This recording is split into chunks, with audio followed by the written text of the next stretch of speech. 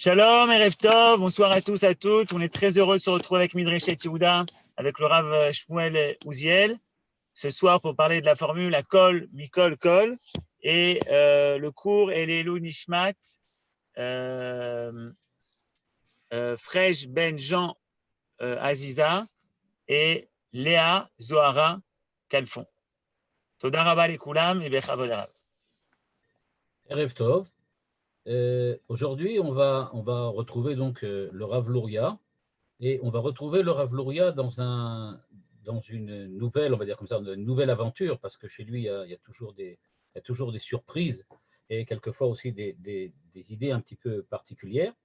Et aujourd'hui, particulièrement, on va rencontrer le Rav Luria sur un chemin auquel on ne l'attend pas du tout. Ça va être sur le chemin de la féminité.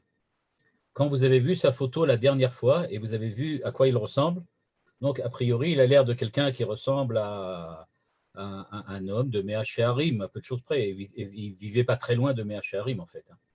Et donc, il a l'air vraiment de quelqu'un de très fermé, de très, on va dire comme ça, de particulièrement représentatif de ce qu'on a l'habitude de prendre comme les clichés du monde Haredi. Et donc, on devrait s'attendre que quand il va parler de féminité, ça va être de la manière standard qu'on a l'habitude d'attribuer au monde Haredi. Est-ce que vraiment c'est cela? C'est ce qu'on va découvrir ce soir. Et je crois qu'une fois encore, on va être un petit peu surpris par la façon dont le Rav Luria traite de cette question et surtout de la manière dont il va la présenter. Et donc, je vais commencer vraiment par le début. Qu'est-ce que c'est par le début? Je vais directement amener son texte. Et je vais vous le présenter maintenant. Je suppose que maintenant vous devez le voir, j'espère que vous le voyez. Et donc, dans ce texte, le Rav Luria, c'est en fait un texte plus long, hein. Je n'ai seulement amené qu'une petite partie de ce texte, mais dans ce texte, on va voir que le Rav Luria va essayer d'expliquer le Midrash que les Chachamim ont amené, que Rashi cite. Dans le Midrash, il est écrit la chose suivante, qu'on dit que Dieu a béni Vayivarech et Abraham Bakol, Vashem Birech et Abraham Bakol. Et Dieu a béni Abraham en tout, Bakol. Et quand on demande qu'est-ce que c'est Bakol, le Midrash dit il y a trois interprétations. Première interprétation, Bakol, il a été béni en tout, ça veut dire qu'il a même eu une fille. Ça veut dire qu'il a eu une fille. On sait bien qu'il a eu un garçon. Il a eu d'abord Ishmaël avec Agar, et puis ensuite il a eu Yitzhak. Mais il a eu aussi une fille. On ne le raconte pas, mais il en a eu une. Donc, qu'est-ce que c'est Bakol? Qu'est-ce que ça veut dire Bakol, ben, ça veut dire en tout, ça veut dire une fille. Il avait aussi une fille. Pas seulement un garçon, mais aussi une fille. Et Rashi même ramène en disant que le nom de la fille, c'était Bakol. C'était ça son nom. On l'appelait Bakol. Bon. Ça, c'est une première interprétation. La seconde interprétation, vous allez voir, elle est déjà un petit peu différente. Dans le Midrash toujours, on dit, qu'est-ce que ça veut dire qu'il a béni Dieu Bakol en tout? C'est qu'il n'a pas eu de fille Baruch Hashem. C'est comme ça que le Midrash dit. C'est-à-dire que, qu'est-ce qu'il a été béni en tout? Il a été béni en tout parce que précisément, il n'avait pas de fille. Ça, c'est la grande bénédiction, d'après le second avis du Midrash. Et le troisième, qui veut quand même essayer de trouver, vous connaissez les Juifs, quand on dit deux avis, ils cherchent toujours quel est le troisième. Alors le troisième, il est encore plus fort. Il dit qu'en quoi il a été béni, c'est qu'il avait une fille, mais que Baruch Hashem, elle est morte. Et donc, voilà, on ne la prend pas en compte. Donc voilà, trois avis qui sont ramenés dans la Gemara. Et évidemment, le Rav Luria se pose la question, mais qu'est-ce que ça veut dire ce truc-là? Qu'est-ce que ça veut dire qu'avoir une fille, c'est une malédiction? Est-ce qu'avoir une fille morte, c'est mieux qu'avoir pas de fille du tout? Enfin, à quoi ça correspond tout ça? Et c'est ce qu'il va essayer d'expliquer. Et comme je dis, c'est au détour de cette explication qu'on va découvrir comment le Rav Luria comprend la féminité et comment il admet, on va voir comme ça, comment il admet de faire entrer des figures de féminité à l'intérieur du panthéon du Tanakh. Je vais commencer par le texte. Je vais lire rapidement. On ne va pas le traduire, je vais juste le lire rapidement. Simplement pour vous montrer où est-ce qu'on en est. On est entre la ligne 2 et 4. Première idée du Rav Luria, c'est que, à l'inverse un petit peu, j'aurais dit peut-être, en tout cas à la différence de Manitou et d'autres encore qui suivent son chemin aujourd'hui, on a l'habitude d'expliquer, par exemple Manitou le fait, d'expliquer que les personnalités du Tanakh, c'est une clé que nous donne le Rav Luria. Les personnalités du Tanakh, d'habitude, sont considérées comme, on va dire, des exemples types d'une certaine manière d'être. Chez Manitou, c'est récurrent. C'est-à-dire, Abraham représente, par exemple, Midat HaChesed. Ça se trouve chez le Maharal, ça se trouve évidemment chez Manitou, ça se trouve dans la Kabbalah, ça se trouve dans la Chassidoute. Il y a énormément de commentateurs qui expriment cette idée-là que Abraham était Midat HaChesed. On le voit bien quand il a couru après la Brit Mila, chercher les invités, qu'il les a fait rentrer, qu'il leur a donné à manger, etc. etc. On voit, c'était l'homme du Chesed. Et donc, c'était l'homme de la miséricorde, l'homme de la gentillesse. Donc, on a l'habitude de présenter Abraham Avinu comme quelqu'un qui a une certaine identité, j'aurais dit une espèce d'identité fixe comme ça. Il représente une manière d'être, pas d'une manière d'être juive, mais d'une manière d'être hébraïque, une manière d'être hébreu. Nous dit le Rav Luria que ce n'est pas rigoureusement cela, et chez Manitou, c'est aussi, on le trouve plus qu'une allusion là-bas, mais il faut la chercher. האבות הקדושים התעלו בימי חייהם עלי אדמות מבחינה לבחינה על עליונה יותר. L'idée de base du Rav Luria, c'est que les avot, même les avot, se sont transformés et ont évolué. Ils n'étaient pas monolithiques. Il ne s'agissait pas d'archétypes, mais ils ont évolué. Ils ne sont pas restés au même niveau. On a l'impression, quand on lit, je dis encore une fois, les commentaires de Manitou ou les commentaires de ceux qui le suivent, que Abraham, c'est toujours la même chose. Mais non, dit le Rav Luria. Même chez Manitou, cherchez bien, vous verrez, il ne le dit pas de cette manière-là. Il ne dit pas que l'identité abrahamique est restée la même depuis le début de sa naissance jusqu'au jour de son décès. Il y a eu des changements et il y a eu des transformations. Et donc ça, c'est une idée déjà très intéressante. À savoir, quand on va parler maintenant, Hashem Berach et Avraham Bakol, on peut le replacer à l'intérieur d'une évolution personnelle de Avraham Avinu. Si on considère qu'Avraham Avinu n'est pas quelqu'un de monolithique, c'est-à-dire qui était identique à lui-même, la tautologie A égale A, et donc Avraham égale Avraham, et tout le temps Avraham sera que Avraham, à ce moment-là, si on n'admet pas cette idée, on peut comprendre le verset de manière différente. Hashem Berach et Avraham Bakol, ça veut dire qu'il a donné à Avraham Bakol en tout. Il a tout changé. Je vais dire ça de manière plus courte. Il l'a changé du tout au tout. Il s'est complètement changé. Il s'est complètement transformé. Avraham Avinu n'était pas le même avant et après la bracha. C'est ce que veut dire ici le Rav Luria. C'est-à-dire, il faut s'habituer, nous dit-il, que les personnages du Tanakh ne sont pas des personnages qui sont, on va dire comme ça, que des exemples types, un petit peu comme dans une fresque, ou bien des personnages des fourberies de Scapin, de Molière. C'est-à-dire des personnages dans lesquels, dès le départ, ils sont identiques à eux-mêmes et ils jouent simplement un rôle. Il dit, Avraham ne joue pas un rôle, il crée un rôle. C'est complètement différent. Avraham évolue, Avraham se transforme, Avraham change. Et donc, quand on dit qu'il a été béni Bakol en tout, ça veut dire, dit le Rav Luria, qu'il s'est entièrement transformé. Et il nous donne l'exemple. Qu'est-ce qui s'est passé? Ligne 2 à la fin. Des trilat advarim kamevuar aya Avraham bechinat chesed. Ce que j'ai dit, on savait, ça tout le monde le sait. Hein. Avraham, il était considéré comme la miséricorde, comme le chesed. Acharze, et ensuite, qu'est-ce qui s'est passé? Eh bien, Avraham Avinu a changé. Et que est-il devenu? Il est devenu Chochma. Il est passé de la miséricorde à la sagesse. Ce n'est pas du tout la même chose. La miséricorde, c'est plutôt au niveau des sentiments, au niveau des affects, au niveau des vertus morales, au niveau de l'éthique. Quand on parle de Chochma, peut-être qu'en Israël, la Chochma elle a aussi une résonance éthique, mais pas seulement. On parle quand même de sagesse. Et nous dit le Rav Luria, c'est écrit. Avraham vesara zkenim ba'im bayamim. Ils étaient zkenim. Et donc, nous tous ici, qui sont en général, faisons plus ou moins partie, chacun d'une manière ou d'une autre, de ce qu'on appelle ici les zkenim, eh bien, nous, les zkenim, on est zaken ze shekana chochma. On est des zaken, ça veut dire des gens qui ont acquéri une sagesse, la sagesse. Et donc, nous dit le Rav Luria, ce qu'on vient de voir à la suite donc de ce qui s'est passé à la fin de la Parashat Vayera, c'est-à-dire la Akedat Yitzhak dont on a parlé la semaine dernière, Après la Akedat Yitzhak, on a quelque chose de nouveau. On a une évolution d'identité. On a une véritable transfiguration identitaire d'Abraham. Abraham est passé d'un état dans lequel le regard qu'il portait sur la réalité, le regard qu'il portait sur l'homme et sur lui-même, n'est plus un regard, c'est seulement basé sur l'éthique, la morale, mais il y a maintenant une recherche et, on va dire comme ça, une découverte d'une sagesse. Abraham est devenu sage. Vavraham zaken ba bayamim. Il a avancé dans les jours, il a de l'expérience. C'est différent. C'est plus du tout la même chose.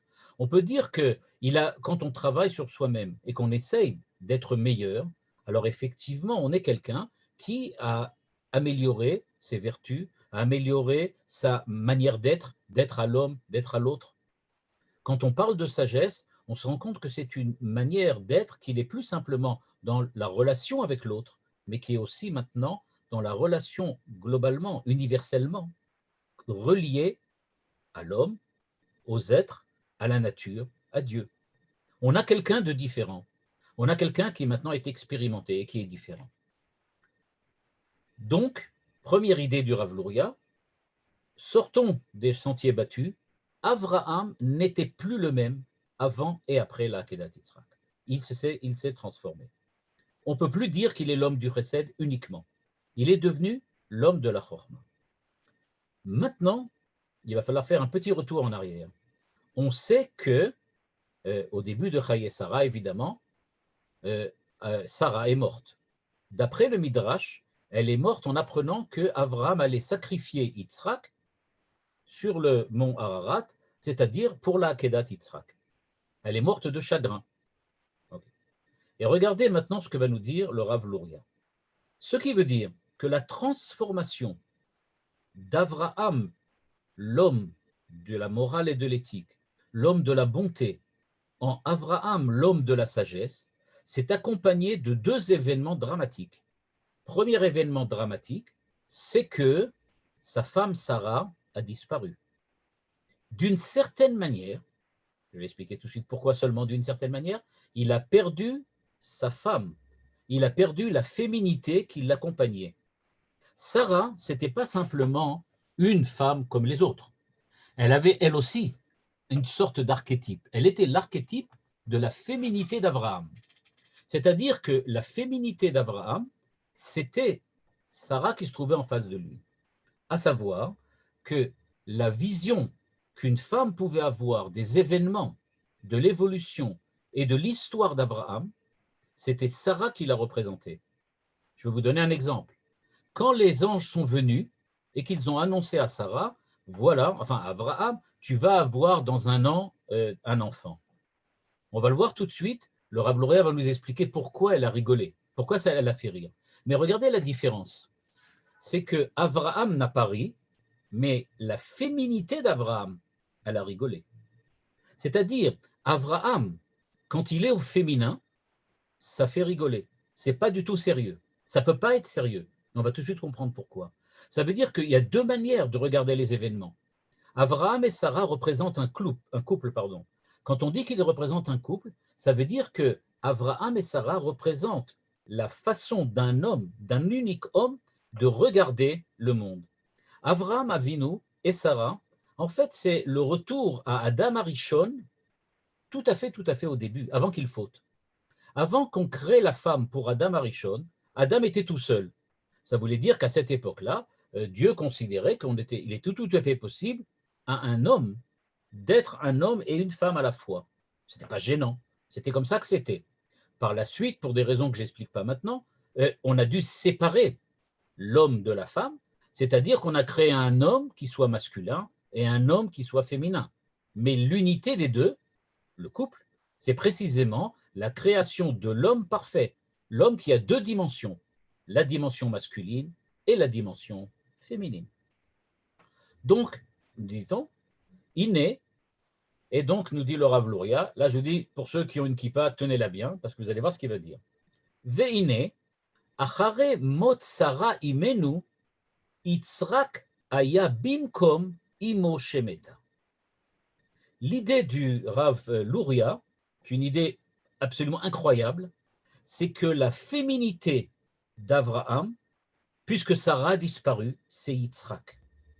C'est Yitzhak qui est devenu la femme d'Abraham. Yitzhak, c'est peut-être son fils, mais c'est lui qui représente maintenant la vision féminine de l'époque d'Abraham, de l'histoire d'Abraham, de la personnalité d'Abraham. En fait, le couple Abraham-Sarah, par le décès de Sarah, s'est déconnecté et il y a eu création d'un nouveau couple qui s'appelle Abraham-Yitzhak. Donc, nous dit le Rav Luria, et comme je vous dis, c'est impressionnant. Imaginez ce qu'il est en train de dire. Vous pouvez comprendre, je ne vais pas donner des exemples, mais imaginez qu'est-ce qu'on pourrait comprendre si on se trouve à Mea Sharim et qu'on entend dire que Yitzhak remplace Sarah. Vous pouvez imaginer quel genre de situation, dans quelle situation ça les met. Ils ne sont pas vraiment habitués à ce genre de pensée. Et je dois avouer que même dans nos Beth Knesset à nous, si on dit que Yitzhak remplaçait Sarah, on aurait beaucoup de gens qui se seraient levés en disant ben, c'est de l'hérésie. Je me rappelle que moi, une fois personnellement, j'avais parlé de Yosef et de Dina, et j'avais expliqué d'après le Chazal qu'on a une espèce de transgendre entre les deux, et je me rappelle qu'il y a des gens qui m'avaient écrit des lettres incendiaires en disant comment tu peux écrire des choses pareilles, etc.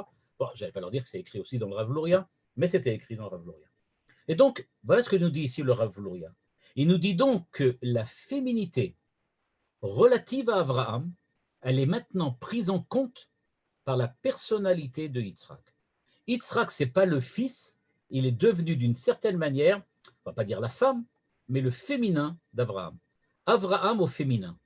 Il ne s'agit plus du tout d'un Yitzhak qui est seulement le rôle du fils, le rôle on va dire comme ça, de l'engendrement. Il a aussi un rôle, en ce sens qu'il a un rôle féminin par rapport à Abraham. On va essayer de lire la suite pour essayer de comprendre où est-ce qu'il va en venir avec ça. Et donc il nous dit, comme il nous le dit, Avraham zaken baba yamin lomar shiwala leprinat zikna eliona, c'est-à-dire la chokhma. Ve'az dit Hashem berach et Avraham bakol. Il a donc béni Avraham bakol. Qu'est-ce que ça veut dire? Ça veut dire qu'il y a eu encore une nouvelle transformation. Au départ, Avraham et Sarah étaient un couple. Ensuite, c'était Avraham et Yitzhak. Enfin, nous dit le Rav Luria, quand il est écrit Hashem verach et Avraham bakol, tout le monde comprend que bakol, ça veut dire qu'il a eu une fille. Nous dit le Rav Luria, pas du tout. Bat sheu atzmo begufo ayalo bechinat nekeva. Simoulev. Il dit ce qui s'est passé. Alors là, vous voyez, deuxième chidouche du Rav Luria, c'est qu'il avait besoin d'une figure de féminité. Cette figure de féminité, c'était Sarah. Quand Sarah a disparu, c'est devenu Yitzhak. Quand il est écrit Vachem berach et Avraham bakol, il faut lire le verset comme il est écrit. Je vais le traduire maintenant d'après le Rav Luria. Et Akadosh Baruch Hu a béni Avraham en le transformant de tout au tout. Ça veut dire, disent le Chazal, qu'il a maintenant une fille, une figure féminine. Mais où? Mais pas à l'extérieur. Il n'a pas eu une nouvelle fille, il n'a pas eu un nouvel enfant. Ce qu'il a eu, c'est que maintenant, lui est revenu à l'état de Adam Arishon, du premier homme, et qu'il était capable d'avoir les deux figures, masculine et féminine, en même temps, dans sa propre personnalité, en lui-même. Hashem berach et Avraham bakol. Il a béni Avraham lui-même, pas en lui donnant une fille, mais en le faisant devenir aussi féminin. Il avait donc en lui maintenant deux aspects, deux personnes. Il était un petit peu, pas schizophrène, mais il était différent. Il était à la fois homme, mais aussi avec une présence de féminité en lui. Ça, c'est le Avraham. Là, vous imaginez qu'à Mea Sharim, on ne laisse déjà plus parler le Rav Luria. C'est fini. Il n'a plus le droit de prononcer la suite de sa dracha dans le Beth Knesset. Et donc, ce qu'on a atteint là, c'est que, nous dit le Rav Luria, je continue, Ve'en ze kemo shaya kodem, shebechinat haishta haita nifredet mimenu. C'est-à-dire que, on va dire comme ça, l'optique féminine qui lui était apportée, soulignée d'abord par Sarah, ensuite par Yitzhak, c'était en fait une autre personnalité, quelqu'un d'autre qui lui a amené ça. Ce n'était pas lui. Lui-même, il restait, on va dire comme ça, résolument attaché à l'optique masculine de l'histoire. Maintenant, ce qui se passe, c'est que cette optique féminine lui a été rajoutée en lui. Dieu l'a béni puisqu'il a atteint ce niveau de sagesse. La sagesse, nous dit le Rav Luria, c'est quand le masculin commence, sauf, à voir les choses de manière féminine. En gros, c'est ça ce que dit le Rav Luria. On est arrivé à un état dans lequel le masculin tout seul ne peut plus se suffire à lui-même, parce que dans l'état de sagesse dont on parle, c'est-à-dire de Zaken Baba Yamin, il n'est pas suffisant d'être un homme masculin pour être sage. Pour être sage, il faut aussi être un homme féminin, comme Adam. Adam Arishon, le premier homme, vous avez expliqué le Rav Luria, c'était quelqu'un qui pouvait être et homme et femme.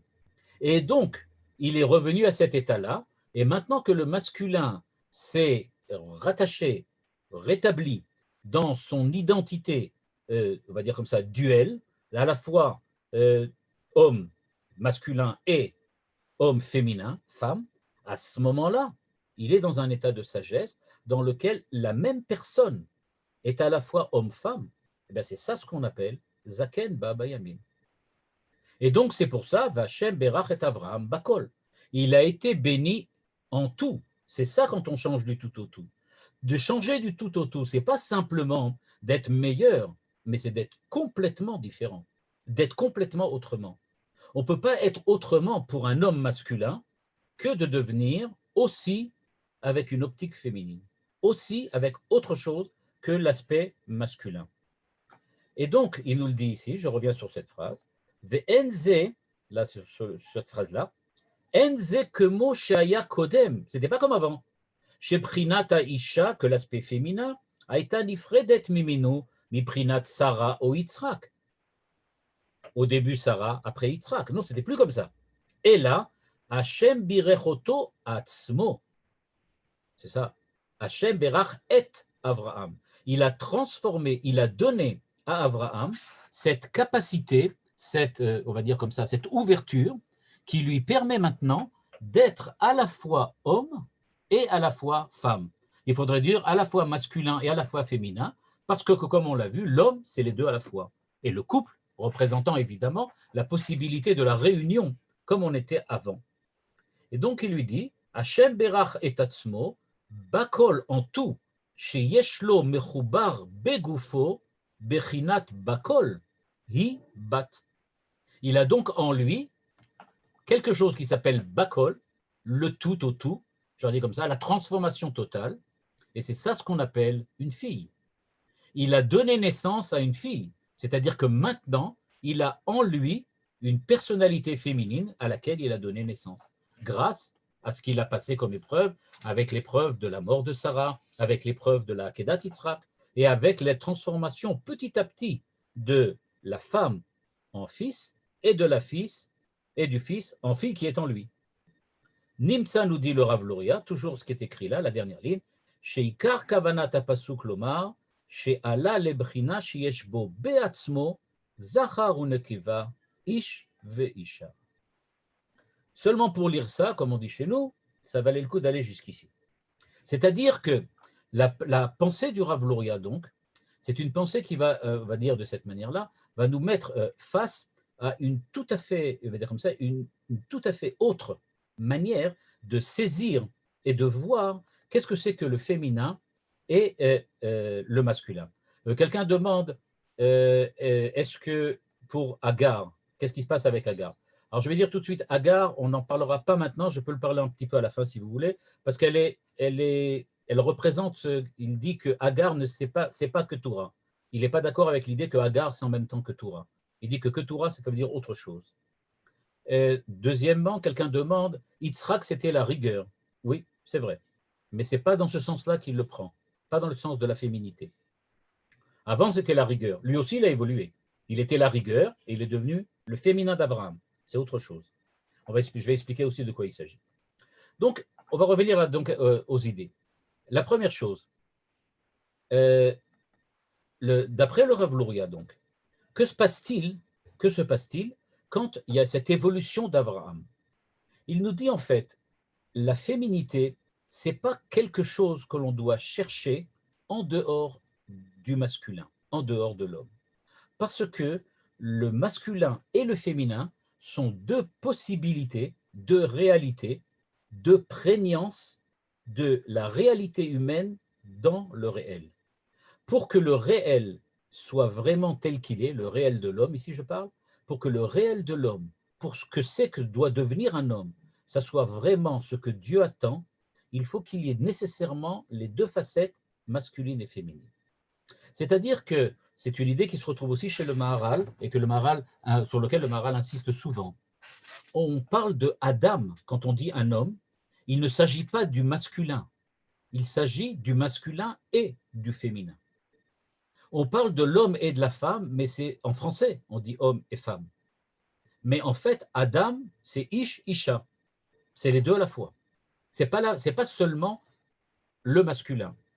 Et donc, Adam Arishon, quand il a vu donc la femme, il a bien vu qu'il s'agissait de quelqu'un qui met Ish Lukachazot. Elle est de moi, c'est-à-dire, en fait, on était Adam, et quand on était Adam, on était réunis. Maintenant, on est séparés. Mais quand on est séparé, ça ne veut pas dire qu'on n'est pas lié. On est lié, il y a une relation. Mais cette relation, on doit vraiment être une relation dans laquelle l'homme est lié à ce qu'il est. Je vais peut-être présenter ça de cette façon-là pour que vous voyez où je veux en venir. Qu'est-ce que l'identité, d'après le Rav Luria? L'identité, première définition, c'est ce qui est identique à soi-même, ce qui ne se transforme pas. A priori, quand on écrit en mathématiques que A égale A, ça c'est une identité. Quand j'écris A égale B, ça veut dire aussi A égale A, puisque B c'est A. Donc c'est toujours ça. Ça s'appelle une tautologie. L'égalité, l'identité, ça veut donc dire une tautologie, c'est-à-dire quelque chose qui revient sur lui-même, quelque chose qui ne sort pas, une totalité.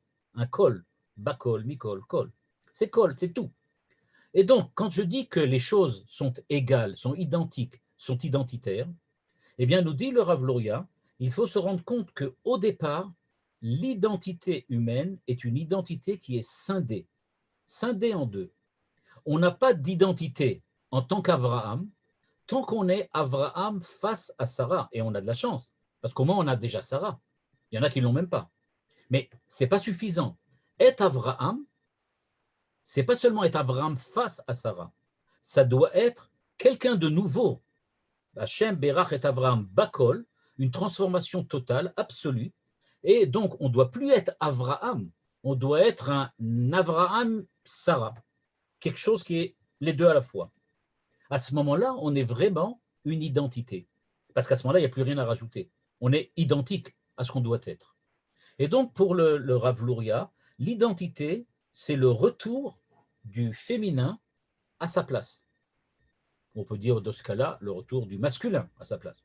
Ça ne change rien, c'est symétrique. Il s'agit de revenir on va dire comme ça, à la jonction, au mix qu'il y avait au départ. Et donc, on doit retrouver les deux aspects identitaires, masculin-féminin, pour créer une véritable identité. Cette idée-là que le Rav Luria développe ici, c'est donc une idée selon laquelle, quand on parle d'une évolution maintenant, quand on parle d'évolution, et quand on parle de se transformer, eh bien, c'est quelque chose qu'on doit toujours avoir à l'esprit, que Besofo Shel Davar, en fin de compte, on doit toujours arriver, déboucher sur une relation qui est une relation, pas dire identitaire, mais de jonction entre le masculin et le féminin. On ne peut pas trouver un être, on va dire comme ça, un être qui soit véritablement parfait s'il n'a pas cet aspect masculin et féminin. C'est ce qu'appelle le Rav Luria, c'est ce que lit le Rav Luria quand il prend le verset qui dit Ve'Avraham zaken ba bayamim. Il était zaken ze shekana chochma. La sagesse, c'est pas une intelligence, c'est pas un IQ, c'est pas être capable d'avoir, je sais pas moi, 800 de IQ. C'est pas ça dont on parle. La véritable sagesse, c'est la capacité de voir le monde aussi bien au masculin qu'au féminin, des deux manières. Parce qu'en fait, c'est peut-être la même, mais de façon différente. Et donc, d'après le Rav Luria, ce qui s'est passé pour Abraham, V'Hashem berach et Avraham bakol. Il a donc eu une fille. Il a eu une fille. Et donc, cette fille qui c'était, c'était lui. Il avait en lui une deuxième partie, on va dire comme ça, une deuxième partie, il était devenu ce qu'on pourrait appeler une partition. Et comme on sait, pour faire de la musique, il faut une partition. Et donc voilà, il peut jouer la symphonie d'Abraham seulement si effectivement c'est une partition. On va essayer de comprendre, et on va le voir par la suite aussi, quel rapport ça a avec le terme fille. Ça va venir par la suite. Mais dans une première idée donc, Abraham avait en lui une figure de féminité. Dans la personnalité même d'Abraham, qui était donc l'Abraham du Chesed, l'Abraham de la puissance militaire, l'Abraham du sauvetage de Lot, l'Abraham qui accueille les 3 anges qu'il prend pour des gens qui ont besoin de lui, il y a maintenant une place pour la féminité. Il est donc, il y a une fille qui est là, qui est présente en lui. Dans cette idée-là du Rav Luria, il va falloir maintenant qu'on comprenne où se trouve cette fille, c'est-à-dire en quoi elle apparaît. Je vous remets le texte. Il va nous expliquer d'abord une idée auquel on ne pense pas. On va démarrer donc sur cette idée-là. Abraham est devenu Abraham et il a une figure de féminité. Alors maintenant, je vais vous demander quelque chose. Vous allez tout de suite comprendre là où on veut venir le Rav Luria. À partir du moment où Abraham est lui-même, en lui-même, il a cet aspect féminin. Et alors, qu'est-ce qui se passe avec Yitzhak? Jusqu'à présent, sa femme, entre guillemets, c'était Yitzhak. C'est-à-dire, celui qui apportait à Abraham cette vision féminine qui lui manquait, c'était son fils, Yitzhak. Mais à partir du moment où, maintenant, il n'en a plus besoin, puisque lui-même est devenu le Adam Arishon presque parfait. Pourquoi Yitzhak est-il encore là? Qu'est-ce que Yitzhak peut-il bien faire? La réponse du Rav Luria est encore plus étonnante. Il dit, c'est pour ça que le texte nous raconte de suite dans la paracha qu'on va chercher à marier Yitzhak. Pourquoi? Parce que Yitzhak maintenant n'est plus une figure de féminin. Il est divorcé. Il a divorcé maintenant. Il était féminin par rapport à Abraham. Maintenant qu'Abraham a trouvé sa féminité en lui, bien c'est à Yitzhak d'entamer sa propre recherche. Et donc, on va lui chercher une femme et il va devoir lui-même maintenant repasser par les mêmes étapes qu'Abraham, c'est-à-dire chercher une femme qui soit celle qui lui correspond. Et c'est pour ça qu'il y a toute l'histoire dans Parashat Vayetzara, donc elle raconte comment et combien et de quelle manière il va trouver une femme et comment il va la chercher, en regardant bien qu'il va chercher, je ne vous cache rien, c'est écrit dans le texte, il va chercher une femme qui correspond pas à sa mère, mais à son père, évidemment. Et donc, il va chercher quelqu'un qui fait du chesed, comme son père. Ben oui, puisqu'il est marié avec son père. Donc, il va chercher quelqu'un qui correspond à son père. Et donc, c'est ce qu'il va faire. Et donc, il va chercher quelqu'un qui fait du chesed. Et c'est pour ça qu'Abraham lui dit à Eliezer, tu vas chercher quelqu'un. Tout ça, ça tourne autour de cette idée-là. Donc, Yitzhak va chercher une femme. Et maintenant, nous dit le Rav Luria, il dit, à partir du maintenant, donc, Arshav ou Zachar, Veutzarich Isha. Maintenant, il est devenu masculin, parce qu'il n'est plus le féminin d'Abraham, il est le masculin pour lui-même. En tant que masculin pour lui-même, il a besoin d'une femme, et c'est pour ça qu'on va chercher une femme pour lui. Alors, pourquoi on appelle ça sa fille? On aurait dû appeler ça sa femme. Hacham Bakol, pas que Dieu lui a donné Bakol, une fille, mais il lui a donné Bakol, une femme. C'est ça, a priori. Alors, pourquoi appelle-t-on ça une fille? Ok. Le Rav Luria nous dit la chose suivante. Veine, c'est à la ligne 12, ici. Je suis là. Il demande ici donc la chose suivante. Veine, ma shemidbaer betvarenu ki bechinat isha nikret bat, chez les zénit kavnu bat aïta l'avram ou bakol shma, ayat tzarich birur lama nikret bat. Ok. Et je vous rappelle quelque chose qui est écrit là, c'est que vous avez sûrement vu l'année dernière, il n'y a pas très longtemps, c'était que on a déjà vu une femme qui s'appelait fille. Je ne sais pas si vous vous rappelez, mais c'est Esther. Quand on parle d'Esther, il y a un jeu de mots exceptionnel dans le Midrash. On parle d'Esther et on raconte que Mordechai a pris Esther et il écrit Vatehilo le bat et il l'a pris chez lui comme sa fille. Il l'a pris chez lui comme sa fille. C'est-à-dire que la relation entre Mordechai et Esther, c'était comme une relation paternelle dans lequel, j'allais dire Abraham, dans lequel Mordechai est le père de Esther. Elle est sa fille, Bat. Automatiquement, le Midrash vient et dit, erreur de lecture, on ne doit pas lire Bat, on doit lire Baït. C'est-à-dire, on ne doit pas dire la fille, mais on doit dire Ish ou Beto, comme quelqu'un l'a écrit dans le chat tout à l'heure. Ish ou Beto, c'est-à-dire, elle n'était pas la fille de Mordechai, elle était la femme de Mordechai. C'est-à-dire qu'on a déjà vu, on voit déjà que dans l'histoire de Mordechai et de Esther, on voit apparaître cette idée, nous dit le Rav Luria, que la féminité femme s'appelle aussi fille, à savoir que Esther est la fille de Mordechai, mais en fait c'est sa femme.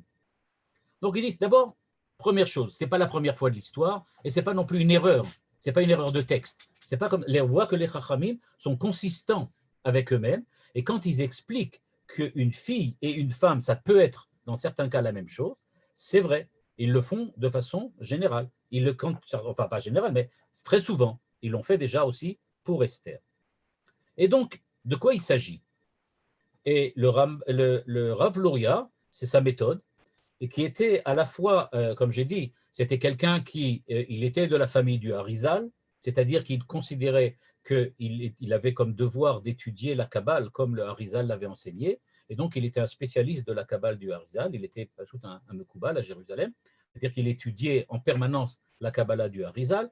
En même temps, comme je vous l'avais raconté, il était quelqu'un d'exceptionnel puisqu'il était à la fois, il dirigeait un kollel dans lequel on étudiait là-bas de la Gemara et de la Halacha, et que c'est un spécialiste de la halacha et de la pensée de la halacha aussi. Donc pour lui, il y a une espèce, se fait chez lui une certaine jonction entre, d'une part, la pensée de la halacha, la Gemara et le Midrash, et la Kabbalah. Tout ça pour lui, c'est une seule manière de voir les choses. Il faut juste savoir comment arriver à faire fonctionner, à articuler les choses entre elles. Et donc il nous dit, le Fi à Rambam, là aussi je vais peut-être vous surprendre, mais enfin c'est pas de moi, là c'est vraiment le Rambam, dit le Rav Luria, à Kiddushim enam kinyan greda. Il dit, il y a beaucoup qui pensent qu'au moment des mariages, ce qu'on fait, c'est qu'on achète une femme. Et beaucoup interprètent ça comme j'ai pas de carte de crédit, mais si tu veux, je peux te donner du liquide. Voilà. Alors je te donne la bague et puis ça marche comme ça. On fait du troc. Donc ça, c'est l'idée qu'on se fait. Or, il dit que le Rambam n'est pas du tout d'accord avec cette idée-là. Et le Rambam, c'est la halacha. Il dit dans la halacha, c'est pas du tout, il ne s'agit pas d'un kinyan, il ne s'agit pas d'une acquisition. L'homme n'acquiert pas une femme. Quand on sait ce qu'il pense de la féminité au niveau d'Abraham, de Sarah, de Yitzhak et d'Abraham lui-même, comme on l'a vu tout à l'heure, on se doute bien que ce n'est pas possible, effectivement, que dans la halacha, on retrouve l'acquisition de la femme. On ne peut pas acquérir une femme. On ne peut pas acquérir une féminité, puisque précisément, c'est quelque chose qu'on doit évoluer pour avoir la chance, peut-être, d'y arriver. Ce n'est pas quelque chose qu'on peut acquérir. Donc il dit, alors qu'est-ce que c'est? En bleu, dans le truc. Et là, dans la ligne 15, qui est en bleu,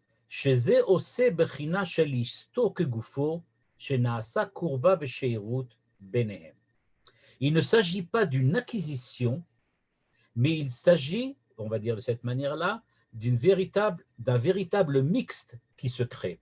Quand il dit Areat mekudeshet li betaba'atzo, il veut que lui soit acquis à sa femme comme sa femme est acquise à lui. Ce qu'il appelle ici kurva veshe'erut. C'est une relation, une liaison, on va dire comme ça, un lien très très fort. Il dit c'est ça ce qui se passe dans un mariage. Il dit d'après le Rambam, la halacha, donc,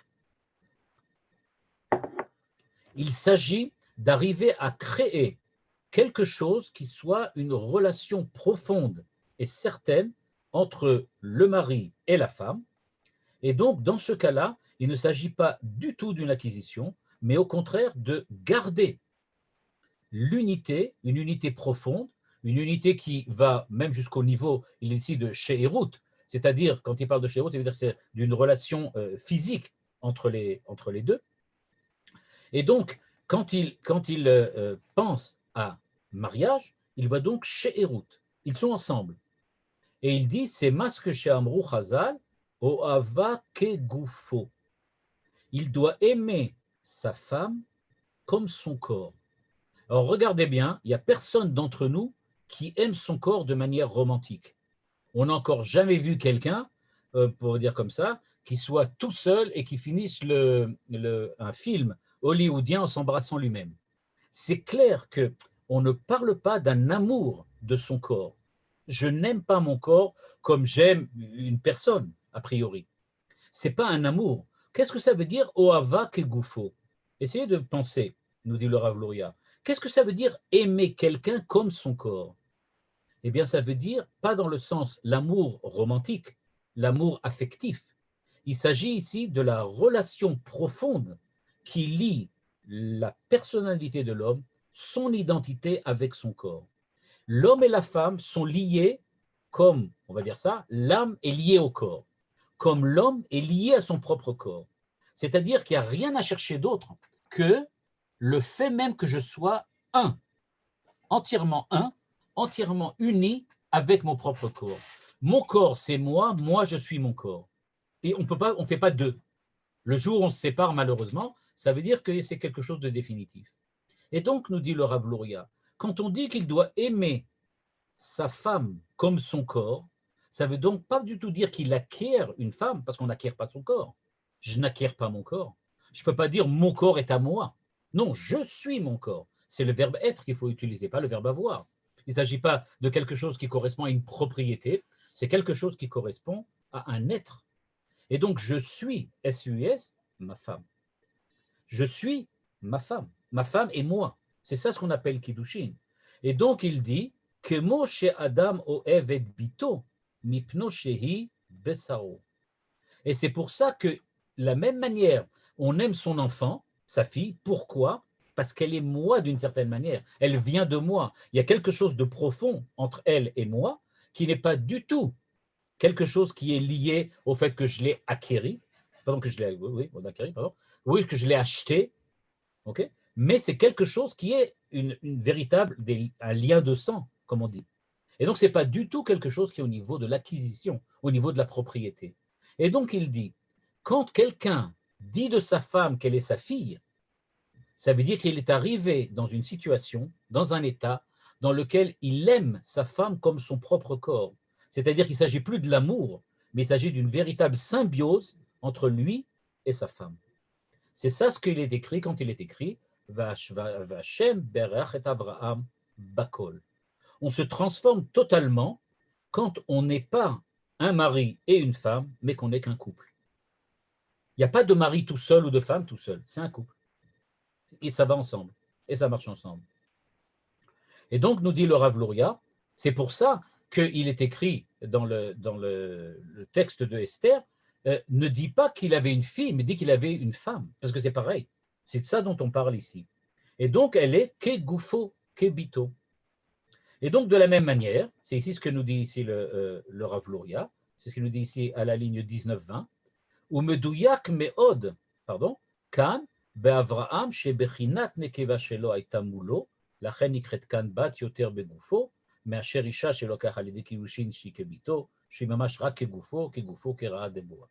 Sans rentrer dans les détails, il dit ici, ce qui s'est passé, c'est que véritablement, on a une création de quelque chose de tout à fait nouveau, à savoir une création d'un homme qui est aussi sa femme.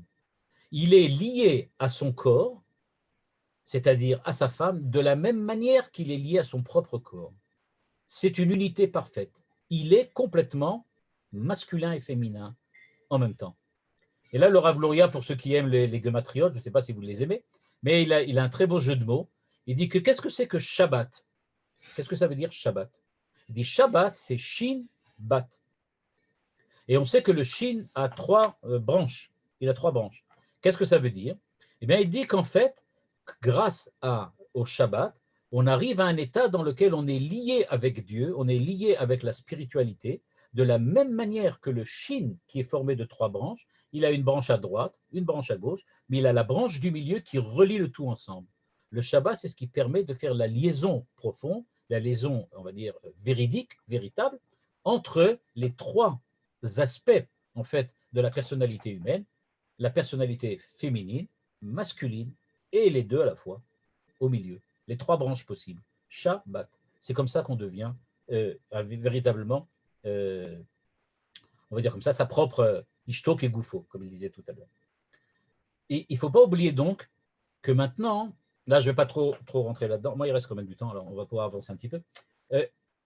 Imaginez maintenant alors, pour Yitzhak, ce qui se passe. Imaginez donc Yitzhak.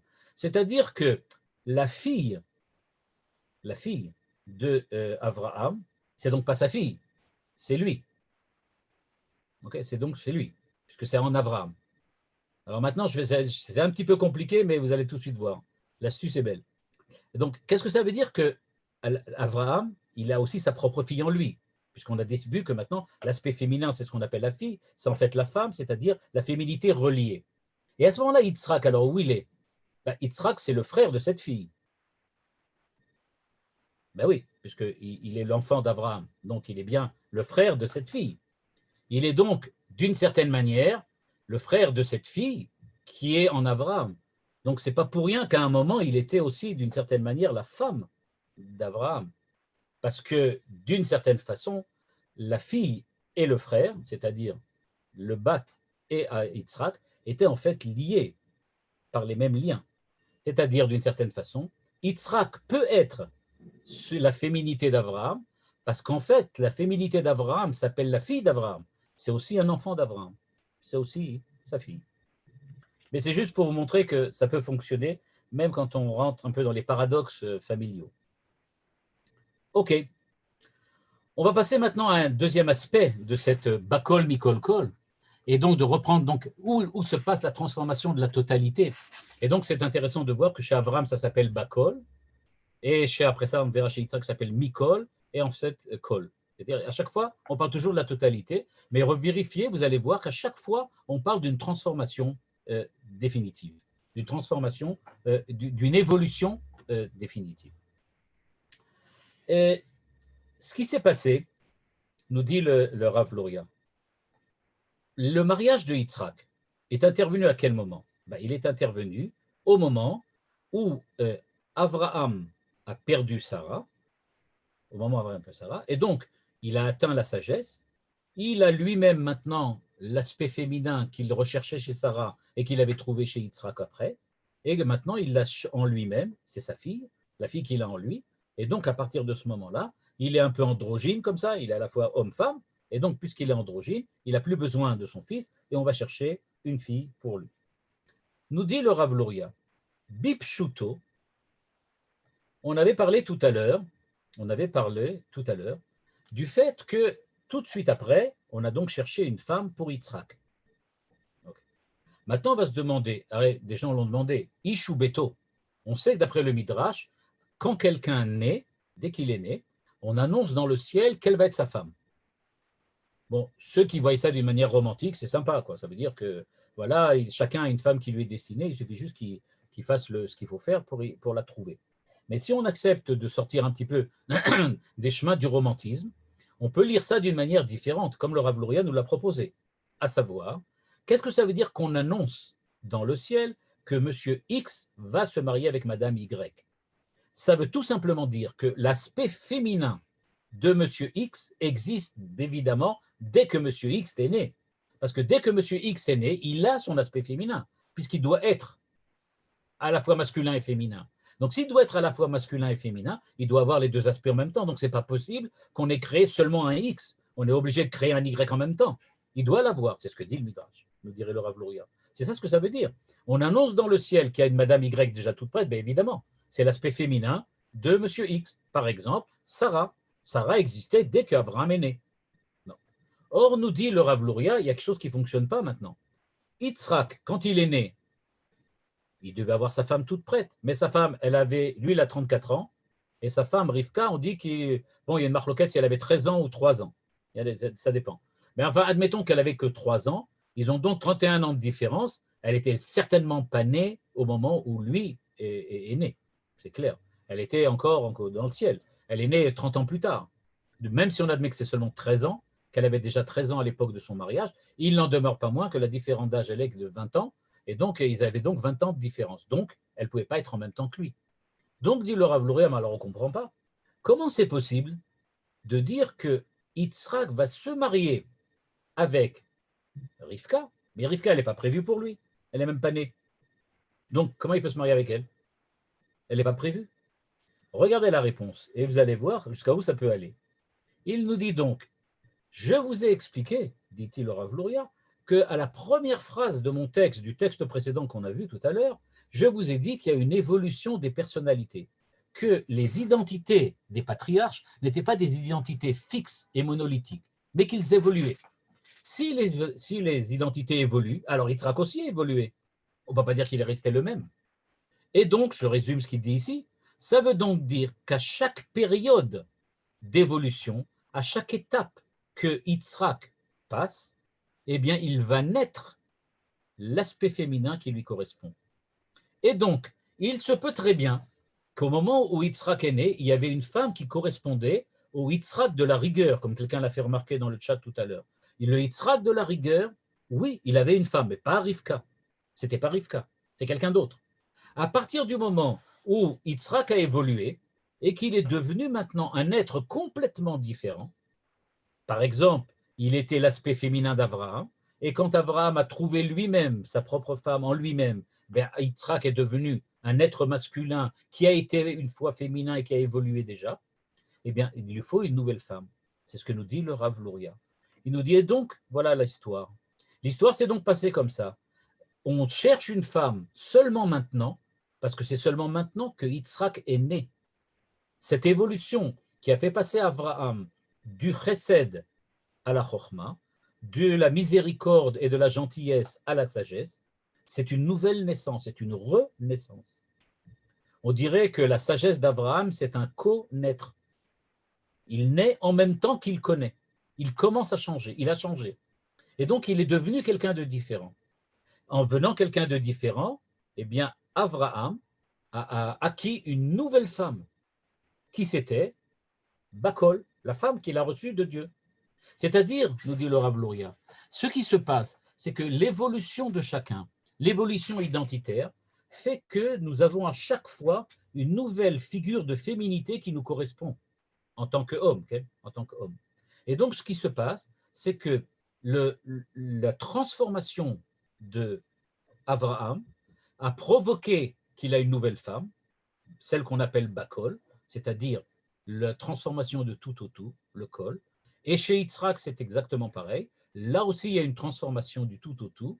Et dans ce cas-là, il va falloir une nouvelle femme. Cette femme, elle est nouvelle, c'est quelqu'un de nouveau. Elle s'appelle Rivka. Et c'est celle qui correspond au Yitzhak qui a déjà passé la Hakeda, qui a déjà passé la mort de sa mère et qui a déjà passé toutes les étapes on va dire comme ça, d'évolution spirituelle qu'on lui a vues. Donc, en fait, pour résumer, qu'est-ce que ça veut dire Bakol Mikol Kol? Qu'est-ce que ça veut dire donc que l'homme, en fait, l'identité de l'homme est une identité qui est duelle, à la fois masculine et féminine? Eh bien, c'est précisément ce que le Rav Luria appelle ici la sagesse, ou on va dire comme ça au niveau d'Abraham, c'est la sagesse, mais surtout ce qu'il appelle l'évolution. On évolue, on ne reste pas à un même niveau. Chaque niveau que l'on passe, chaque, on va dire comme ça, étape que l'on entame dans notre propre évolution, entraîne avec nous une autre manière féminine d'être. Et donc, il naît à chacun d'entre nous une femme à chaque évolution comme ça. Ce qui voudrait dire, évidemment, qu'il faudrait se remarier à chaque fois qu'on se transforme. Alors donc, si à chaque fois que je fais une mitzvah, je dois me remarier, on ne s'en sortira pas. Mais, ce que veut dire le Rav Luria, ce n'est pas qu'à chaque mitzvah, il faut sortir. Mais c'est à un certain moment, il faut redécouvrir la féminité qui est en soi. Et c'est ce qu'a fait Abraham.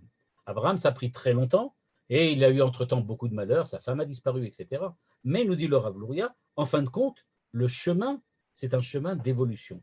Et c'est ça ce que le Rav Luria retient donc de cette Bakol, de cette femme qui est la transformation totale d'Abraham, en nous montrant que chez Yitzhak aussi, c'est comme ça que ça se passe, et la nouvelle femme de Yitzhak, c'est Rivka. Et c'est seulement à ce moment-là qui va se marier avec elle. Parce que si c'était marié avec quelqu'un d'autre avant, elle n'aurait jamais été Rivka, elle aurait été Yitzhak et quelqu'un d'autre. Mais ça n'aurait pas été Rivka. Rivka, c'est celle qui a le droit d'être la femme de Yitzhak, parce que c'est la femme qui correspond au nouveau Yitzhak, celui qui a passé la Hakeda et la mort de sa mère. Quand il a passé ces épreuves-là, il peut devenir digne d'être Rivka et Rivka digne de lui. De la même manière, Abraham a évolué. Il a d'abord été la femme de Sarah, le mari de Sarah, puis, d'une certaine manière, c'est Yitzhak qui a représenté son aspect féminin, et enfin, c'est lui-même qui a eu une fille, c'est-à-dire lui-même, dans le cadre de Bakol. Voilà, j'arrête là pour le texte. Bon, il y a encore d'autres aspects que le Rav Luria développe, mais il me semble que si on veut laisser de temps pour quelques questions, alors c'est le moment de plus ou moins s'arrêter. Voilà. Vers Rav, c'est un cours qui a soulevé beaucoup de questions, à mon avis, très profond. Et vous pouvez maintenant ouvrir vos micros. On est en direct, donc on va essayer de laisser le chat tranquille un petit peu. Et c'est le moment d'ouvrir vos micros et de poser vos questions de vive voix au Rav Uziel. Voilà. Moi, j'ai une question. Akasha. J'ai eu une femme, elle est décédée, j'en ai épousé une autre. Est-ce que c'est en fonction de mon évolution ou…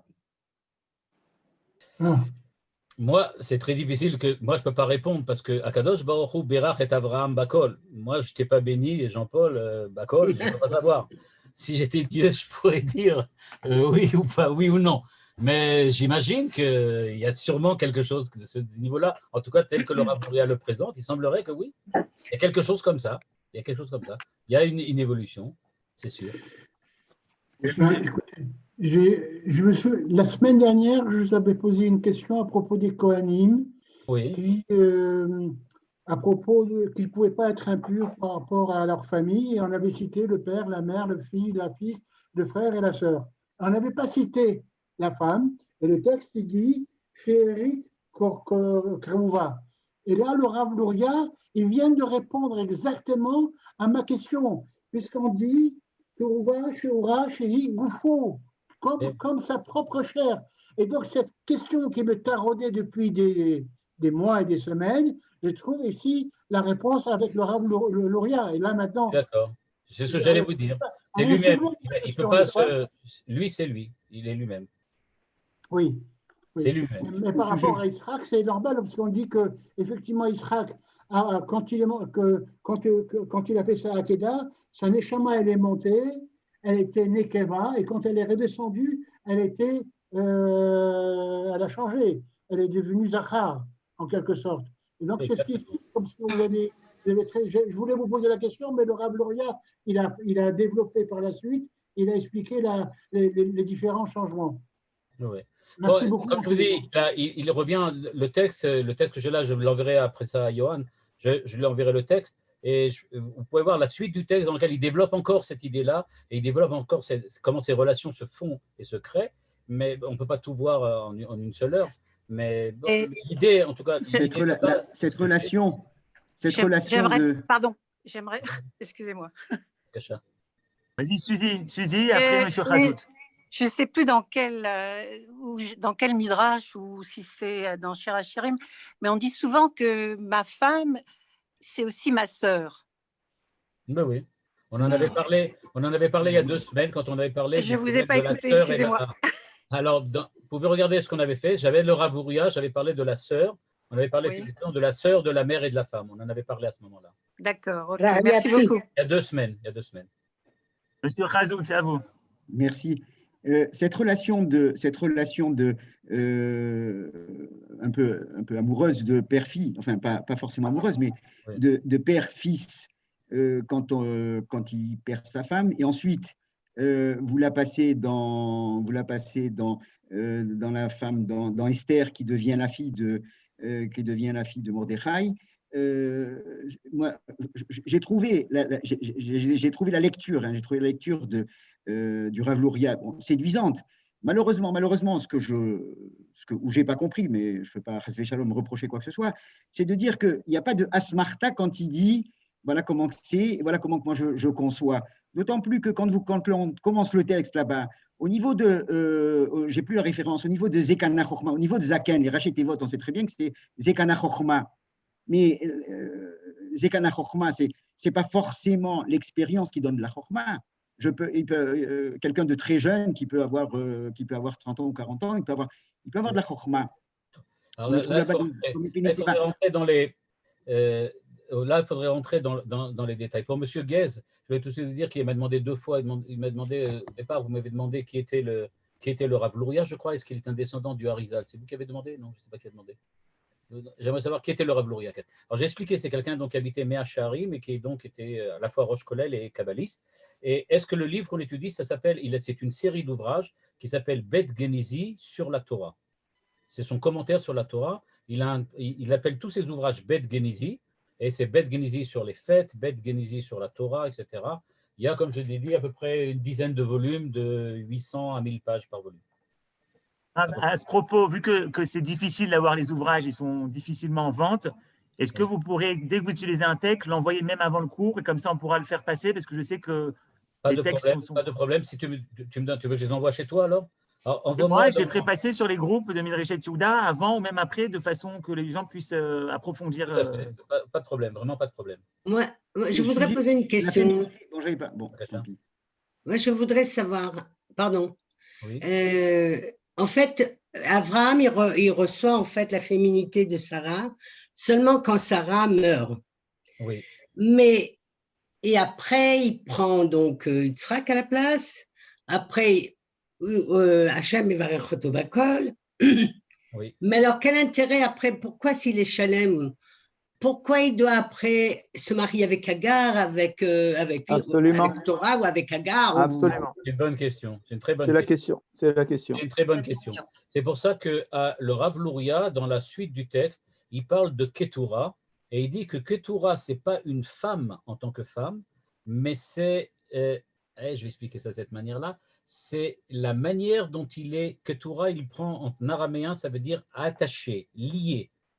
C'est la liaison. Ketura, ça veut dire qu'il a pris une autre femme, mais ce n'est pas une autre femme. C'est sa féminité qui s'appelle Ketura. C'est comme ça qu'il lit le texte. Il dit que c'est sa féminité qui s'appelle Ketura, et les enfants qu'il a, ce n'est pas des enfants physiques qu'il a eu comme ça, mais ça représente on va dire comme ça, une espèce de spiritualité d'une propre, une espèce de créativité personnelle qu'il avait. Il lit ça au niveau personnel d'Abraham. Il ne le lit pas au niveau, il a pris une femme, il a des enfants. Mais Agar n'a pas hésité. Mais tous les enfants d'Abraham… Il n'est pas d'accord que c'est Agar. Il dit que ce n'est pas Agar. Il dit que Ketura, ce n'est pas Agar. Bon, on dit que les enfants de Torah, ça va donner la naissance de tous les peuples qu'on connaît. Donc ça, c'est physique. De la même manière que Hachem Berach et Avraham Bakol, il dit que ce n'est pas une vraie fille. Pourtant, quand on lit les Chachamim, il y a écrit clairement que c'est une vraie fille. Puisqu'on dit, ils disent il l'a eu, il l'a pas eu, elle l'a eu, elle est morte, etc. Donc on parle vraiment de quelqu'un qui est né et qui est mort, ou qui est né et qui était toujours là. Mais lui, c'est pas comme ça qu'il le lit. Il le lit d'une manière différente et donc il lit aussi que Torah d'une manière différente. On peut dire qu'il est monté à Keter. On peut dire qu'il est monté à Keter. Pardon? D'autant plus que la première bracha, la première bracha dans Bereshit, c'est Peria Veribia, donc le masculin et le féminin. Tout à fait, ça veut dire qu'il faut arriver à ce que Manitou appelle les engendrements, c'est-à-dire qu'il faut arriver à créer une identité qui soit une identité commune à l'homme et la femme, afin de pouvoir engendrer. Et quand il parle d'engendrement, il disait toujours c'est Tzarich Liot Ben Adam. On attend sauf le fils de l'homme, c'est-à-dire pas le fils du Ish, pas le fils de la Isha, mais on attend le fils de Adam, celui qui a comme vous l'avez dit, comme vous l'avez dit en commençant, le générique, quand on dit Adam, c'est l'homme et la femme. Donc tout à fait. Donc, on attend le Ben Adam, c'est-à-dire celui qui va naître de la relation du couple de l'homme et de la femme. Du Adam tout seul, à la limite. Mais quand… Oui. Monsieur Guez, vous voulez prendre la parole et après, Joseph. D'accord, merci. On peut dire qu'il d'abord atteint Chokhma et puis à la fin, il atteint Keter. Tout à fait. Le mariage avec Chokhma, après il monte à Judas Keter. Si vous êtes un peu versé dans la Kabbalah, alors il parle ici de Keter de Harir. Il dit dans Keter de Harir, le Horot et les Kilim ne sont pas ni de gauche à droite, il n'y a plus de gauche-droite, il y a seulement devant-derrière, c'est-à-dire une seule unité. Qu'est-ce qu'il veut dire? Il est passé d'un état de Abba Ima, ensuite il est monté à deux dans le un et ensuite un devant-derrière. C'est-à-dire que c'est une seule personne. Super. Magnifique. C'est exactement c'est la lecture du Harizal qu'il a comme trame de ce qu'il est en train d'expliquer ici. Si je peux poser une question.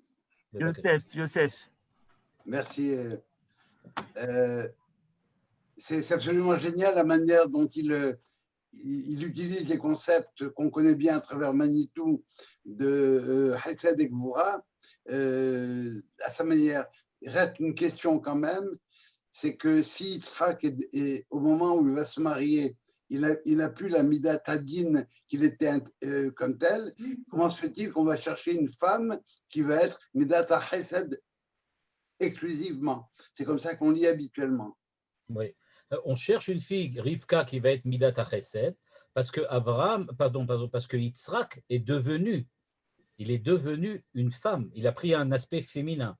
Dans cet aspect féminin, il a acquis, d'après le Rav Luria, une forte rigueur, beaucoup plus forte. Pas dans le sens rigueur Midat Hadin, dans le sens de rigueur comme la rigueur de quelqu'un qui fait quelque chose de manière très carrée. C'est-à-dire, il ne parle pas ici de Midat Hadin dans le sens qu'il est méchant, comme la Midat Hadin, qui veut punir. Il ne parle pas de punition ou de sanction. Il parle de Midat Hadin, ce qu'il appelle ici la rigueur, dans le sens que les choses doivent être exactement selon l'ordre dans lequel elles sont. Rappelez-vous Sarah.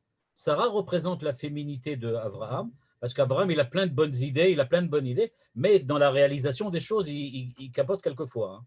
Parce qu'il y a des fois dans lesquelles il dit oh, peut-être qu'Ishmaël pourrait, ou peut-être qu'on pourrait faire telle et telle chose. Et alors là, elle est là pour mettre de l'ordre, disant non, il y a des ordres, il y a des choses qui doivent être rangées comme il faut, chacun à leur place. Et donc, c'est ce qu'a fait Yitzhak. Il a appris à ranger les choses. Je ne rentre pas tout de suite, ça sera peut-être dans les semaines suivantes, on verra. Mais la personnalité d'Yitzhak face à Esav et Yaakov, elle pêche justement par l'erreur d'Abraham. Abraham était trop gentil.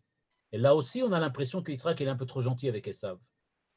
C'est-à-dire qu'il va chercher chez les Rechaïm, peut-être qu'on pourrait sauver les Rechaïm quand même, enfin, on pourrait peut-être sauver, puis s'il y a des tzadikim, etc., etc. On retrouve cet aspect d'Abraham.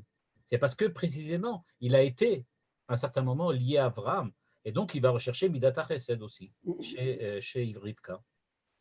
Merci. Il y avait une dame qui voulait demander quelque chose tout à l'heure. Rosie, allumez votre micro. On ne vous entend toujours pas. Allumez votre micro, ou sinon il y avait Myriam aussi qui voulait poser une question. Ça, vous m'entendez? C'est bon. C'est bon. Alors, une question. Lorsque Yitzhak rencontre Rivka, il la conduit dans la tente de sa mère Sarah et il l'aima. Comment est-ce qu'on peut interpréter cet aspect-là? Ok. Vaïnachem acharei imo. Et il s'est consolé après sa mère. Eh bien, oui. Je vais donner. Le Rav Luria ne dit rien là-dessus, mais c'est moi qui vais le dire. Je vais faire un jeu de mots. Il s'est consolé, virgule, après avoir été sa propre mère, puisqu'elle a été la femme d'Abraham. D'accord. Vaïnachem acharei imo. Dans le sens que il était après imo. En fait, plus approfondi, ça voudrait dire la chose suivante. Après qu'il est passé par une étape dans laquelle il a été comme imo, alors à ce moment-là, Rivka, ça lui permet de faire autre chose, c'est-à-dire il est inachem. Il a terminé avec cet aspect-là et maintenant il a un autre aspect. Il a un aspect masculin face à l'aspect féminin de Rivka et qu'il a quitté l'aspect féminin de Imo. Ce serait comme ça qu'il faudrait dire. Merci. Bakasha. Encore une question, chers amis?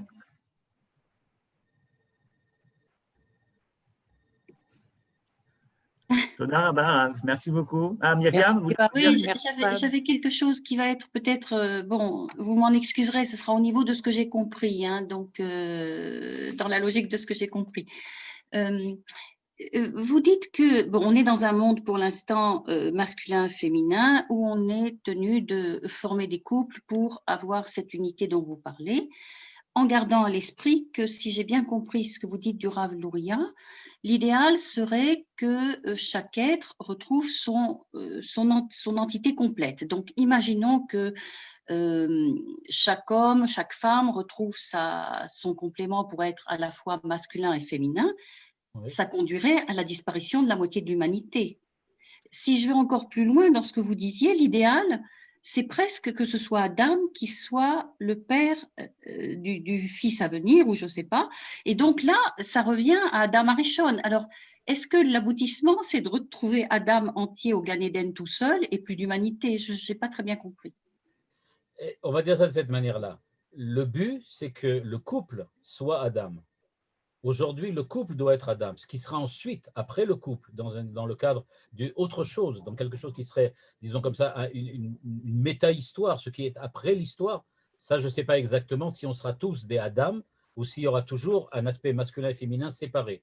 Mais a priori, tel que le Rav Luria le présente, il semblerait qu'il n'y aura plus d'aspect masculin-féminin, mais on sera tous des Adam qui auront les deux aspects à la fois. D'après le Midrash, il faut noter qu'il parle du fait que Adam avait deux visages, c'est-à-dire un visage masculin, un visage féminin. C'est-à-dire qu'il y avait quand même ces deux aspects en lui, mais de manière, ce que la Kabbalah dit appelle achor b'achor.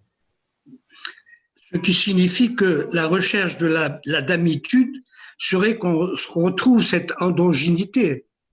Ça serait d'une certaine manière, oui, mais quand on dit androgyne, il faut faire très attention. Il ne s'agit pas simplement d'être mélangé, mais il s'agirait d'être autre chose, qui soit les deux. Moi, ce qui me dérange dans la manière dont vous présentez finalement le couple avec le masculin et le féminin, c'est que vous le présentez comme quelque chose d'absolument fusionnel. Or, ce n'est pas comme ça que j'avais compris le couple d'après la Torah. C'est ce que lui dit. Là, je reconnais que c'est exactement la définition qu'il donne. Il dit « ishto kegufo ». De la même manière que j'aime mon corps, mais ça ne veut pas du tout dire que je l'aime de manière affective, mais je l'aime parce que c'est moi. De la même manière, j'aime ma femme parce qu'elle est moi. Elle et moi, c'est pareil, c'est la même chose. C'est deux aspects de la même chose. Ça, c'est clairement ce qu'il veut dire. C'est tellement ce qu'il voit. Merci beaucoup, Rav Uziel. Je voulais juste demander à Jean-Paul si tu peux me rappeler tu peux me rappeler après le cours. J'ai la réponse pour ce que tu m'avais demandé. Toda Rabba. Kol Tov. Tov. Shalom, shalom.